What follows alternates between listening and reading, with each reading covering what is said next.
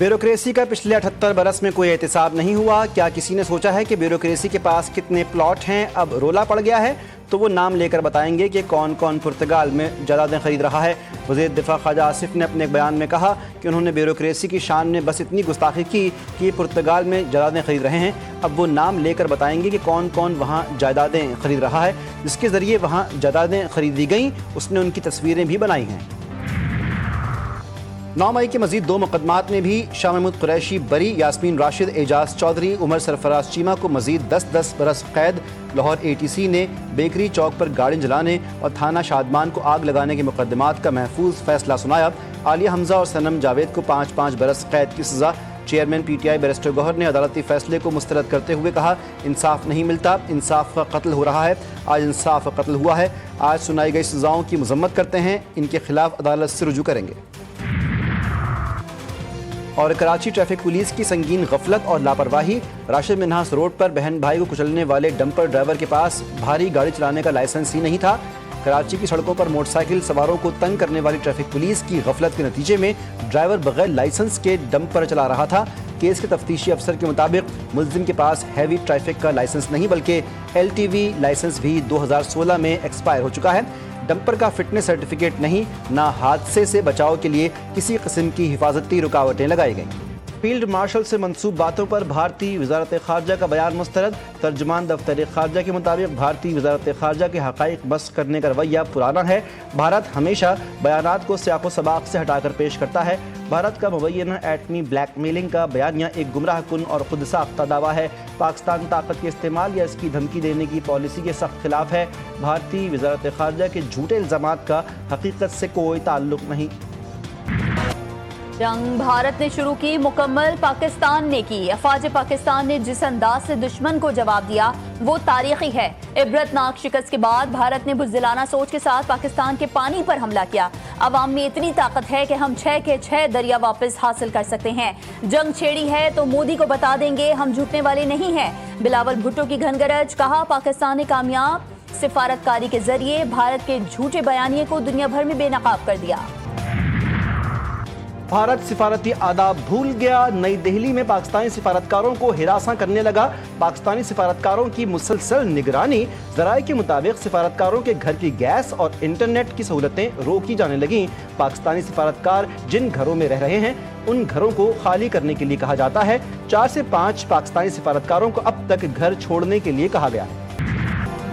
मोदी सरकार बौखला गई, हर हद पार कर गई। ऑपोजिशन की आवाज दबाने की कोशिश। नई दिल्ली में ऑपोजिशन के एहतजाज के दौरान कायदे हिज़्ब इख्तिलाफ राहुल गांधी, प्रियंका गांधी, संजय रावत और दीगर कांग्रेस रहनुमा गिरफ्तार। कुछ देर बाद छोड़ दिया गया।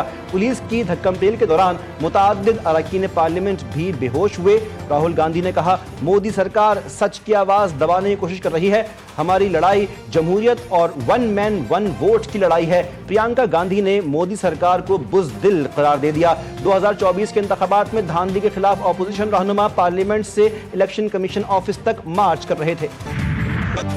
भारतीय सियासतदान और लोकसभा के रुकन शशि थरूर ने राहुल गांधी की गिरफ्तारी की मजम्मत कर दी। सहाफियों से गुफ्तगू में बोले, राहुल गांधी ने अहम सवालात उठाए हैं, उनके जवाब दिए जाएं। इलेक्शन कमीशन की न सिर्फ अवाम की तरफ बल्कि अपने लिए भी ये जिम्मेदारी बनती है कि वो इन शुबहात को दूर करें। भारतीय एयर चीफ ने जो दावा किया उसका कोई सबूत पेश ना कर सके। भारतीय सहाफी प्रवीण साहनी ने कहा, एयर चीफ का दावा किसी की जानिब से उनको दी गई आखिरी लम्हे की हिदायत का नतीजा है। मोदी सरकार दबाव में हो तो इशूज से तवज्जो हटाने के लिए ऐसा करती है।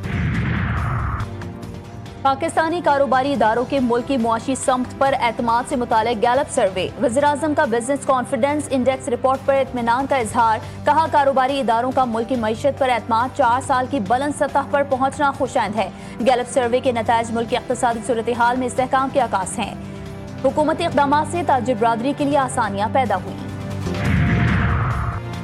पाकिस्तान स्टॉक एक्सचेंज ने बुलंद तरीन सतह का साबिका रिकॉर्ड तोड़ दिया। 100 इंडेक्स में 1547 पॉइंट्स का इजाफा। इंडेक्स 1,46,929 पॉइंट्स पर बंद हुआ।